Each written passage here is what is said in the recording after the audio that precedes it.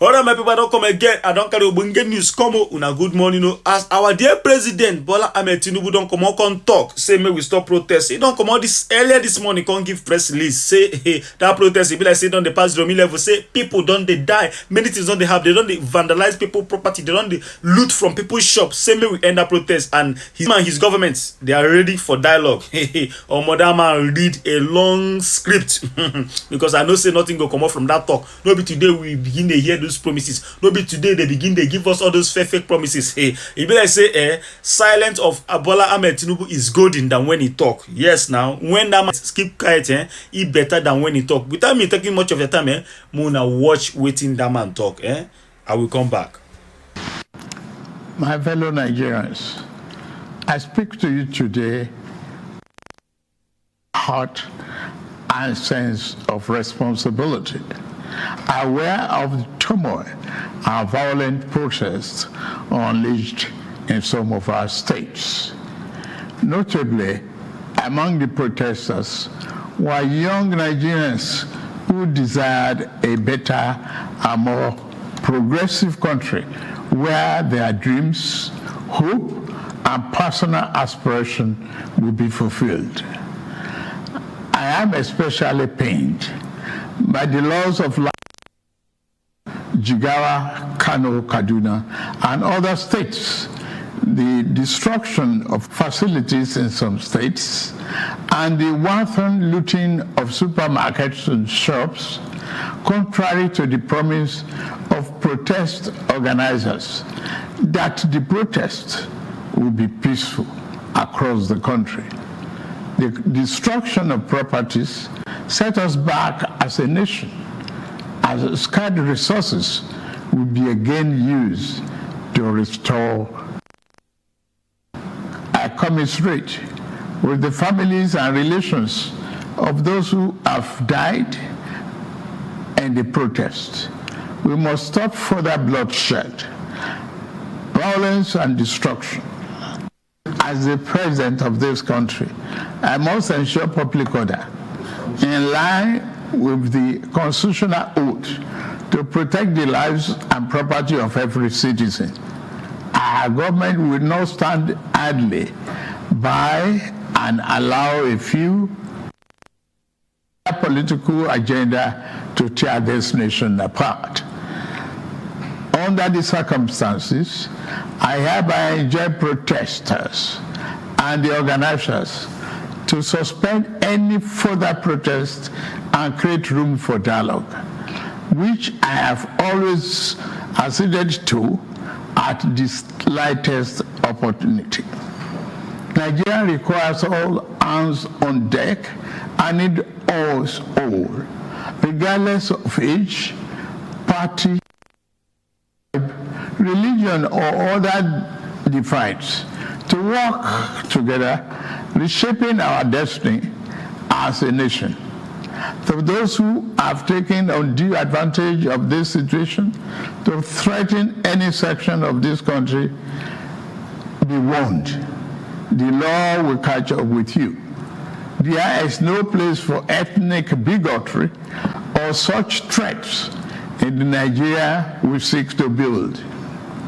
Our democracy, progressive right of every Nigerian are respected and protected. Our law enforcement agencies should continue to ensure full protection of life and properties of innocent citizens in a responsible manner.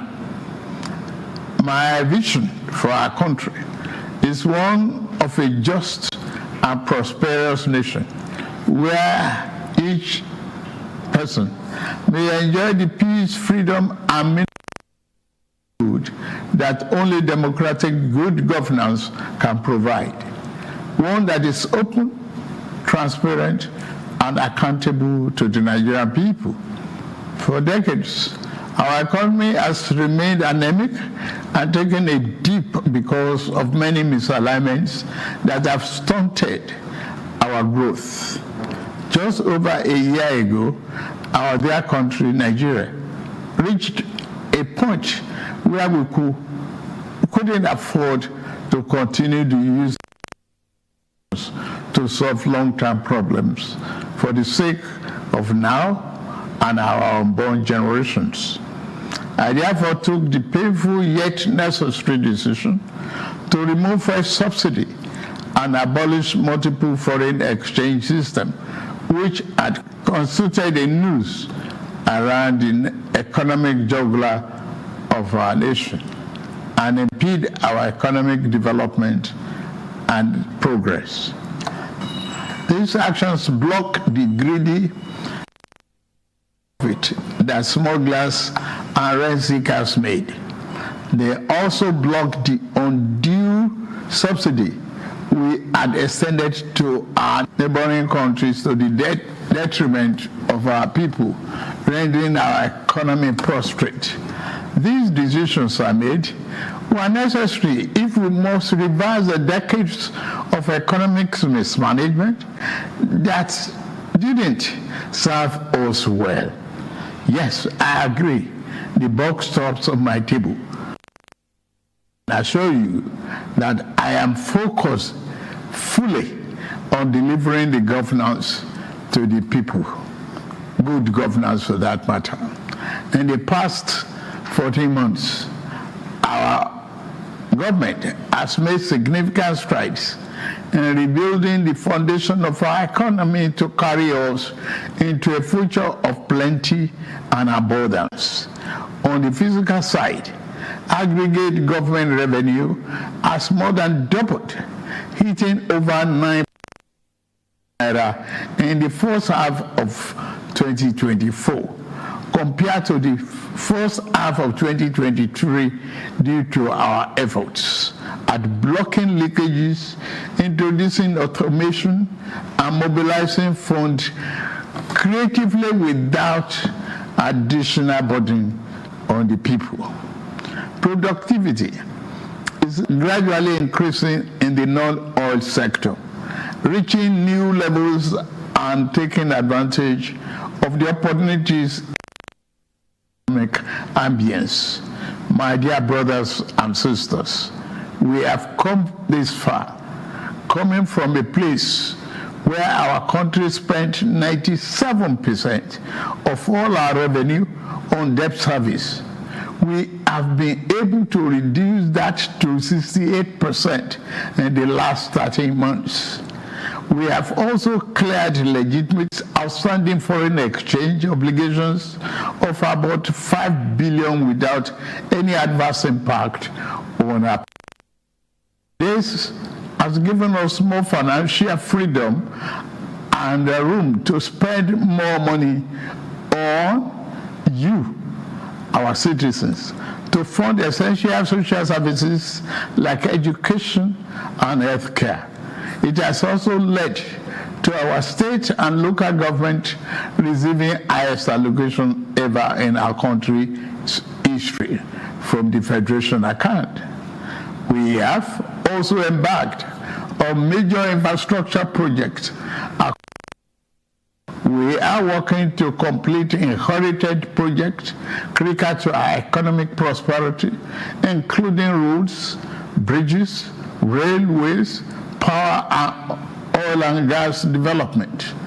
Notably, the Lagos-Calabar Coastal Highway and Sokoto-Badagry Highway projects will open up 16 connecting states, creating thousands of jobs and boosting economic output through trade, tourism, and migration. Our once declining oil and gas industry is experiencing a resurgence on the back of the reforms I announced in May 2024 to address the gaps in the Petroleum Industry Act. Last month, we increased our oil production to 1.61 million barrels per day, and our gas assets are receiving the attention they deserve. Investors are coming back into foreign direct investments, signed over $500 million since then. Fellow Nigerians, We are a country blessed with both oil and gas resources, but we met a country that had been dependent solely on oil-based petrol, neglecting its gas resources to power the economy. We were also using our hard-earned foreign exchange to subsidize the use. To address this, we immediately launched our compressed natural gas initiative, CNG, to power our transportation economy and bring us down. This will save over 2 trillion naira a month being used to import PMS and AGO and free up our resources for more investment in healthcare and education. To this end, we'll be distributing of extremely low or no cost to commercial vehicles that transport people and goods and who currently consume 80% of imported PMS and AGO. We have started the distribution of conversion kits and setting up of conversion centers across the country in conjunction with the private sector. We believe that this CNG initiative will reduce transportation costs by approximately 60% and help to curb inflation. Our administration has shown its commitment to the youth by setting up the student loan scheme. To date, 45.6 billion has already been processed for payment to students and their respective institutions. I encourage more of our vibrant youth population of this opportunity. We established the Consumer Credit Corporation with over 200 billion to help Nigeria to acquire essential products without the need for immediate cash payment, making life easier for millions of households. This will consequently reduce corruption and eliminate cash and opaque transactions. This week, I ordered the release of an additional 50 billion for NEL Fund, the student loan, and Credit Corporation for the proceeds of crime recovered by the EFCC. Additionally, we have secured $620 million under the Digital and Creative Enterprises, IDICE, a program to empower our young people, creating millions of IT and technical jobs that will make them globally competitive. This program, the 3 million technical talent scheme, unfortunately, one of digital centers was vandalized during the protests in Kano. What a shame. In addition, we have introduced the Skill Up Artisans Program, SUPER, the Nigerian Youth Academy, NIA, and the National Youth Talent Export Program, NATEP.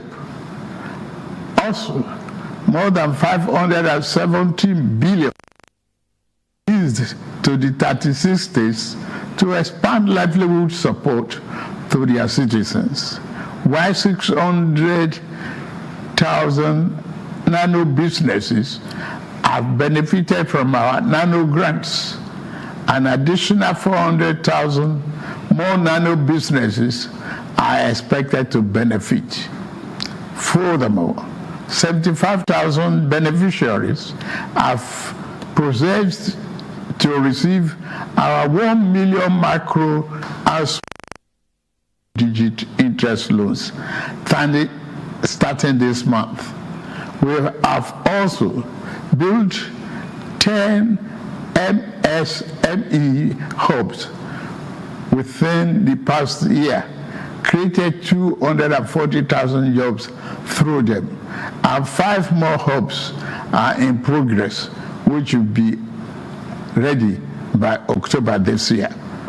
Payments of 1 billion each also have been made to us under our single-digit loan to boost manufacturing output and stimulate growth. I signed the national minimum wage into law last week, and the lowest earning worker will now earn at least 70,000 naira a month. 6 months ago in Kasana, Abuja, I inaugurated the first phase of our ambitious housing initiative, the Renew and Estate. This project is the first of 6 we have planned across the nation's geopolitical zones. Each of these cities will include a minimum of 1,000 housing units, with Kasana itself set to deliver 3,212 units. In addition to this city project, we are also launching the Renew Hope Estate in every state, comprising 500 housing units. Our goal is to complete a total of 100,000 housing units over the next 3 years. This initiative is not only about providing homes, but also about creating thousands of jobs across the nation, as well as stimulating economic growth. We are providing incentives to farmers to increase food production at affordable. I have directed that tariffs and other import duties should be removed on rice, wheat, maize, sorghum, and drugs, and other pharmaceutical medical supplies for the next 6 months, in the first instance, to help drive down the prices. I have been meeting with our governors and key ministers to accelerate food production. We've distributed fertilizers. Is to cultivate more than 10 million hectares of land to grow what we eat. The federal government will provide all necessary incentives for this initiative, whilst the state provide the land, which will put millions of our people to work and further increase food production. In the past few months, we have also ordered mechanized farming equipment, such as tractors, worth billions of naira from the United States, Belarus, and Brazil. I can confirm to you that the equipment is on the way. My dear Nigerians, especially our youths, I have heard you loud and clear. I understand the pain and the frustration that drive this protest, and I want to assure you that our government is committed to listening and addressing the concerns of our citizens. But we must not let violence and destruction tear our nation apart. We must work together to build a brighter future where every Nigerian can live with dignity and prosperity. The task before us is a collective one, and I am leading the charge as your president. A lot of work has gone into stabilizing our economy, and I must stay focused on ensuring that the benefits reached every single Nigerian as we promised. My administration is working very hard to improve and expand our national infrastructure and create more opportunities for our young people. Let nobody misinform and miseducate you about your country or tell you that your government does not care about you. Although there have been many dashes in the past, we are in a new era of renewed hope. We are working hard, and the result will soon be visible and concrete for everyone to see, feel, and enjoy. Let us work together to build a brighter future for ourselves and for generations to come. Let's choose hope over fear, unity over division, and progress over stagnation. The economy, please don't shut out this oxygen. Now that we have been enjoying democratic governance for 25 years, do not let the extremists of enemies of democracy use you to promote an unconstitutional agenda that will set us back on our democratic journey. Forward ever, backward never. In conclusion, security operators continue to maintain peace, law, and order in our country, following the necessary Convention on Human Rights, to which Nigeria is a signatory. The safety and security of all Nigerians are paramount. Thank God and thank you for your attention, and may God continue to bless our great nation. Thank you very much.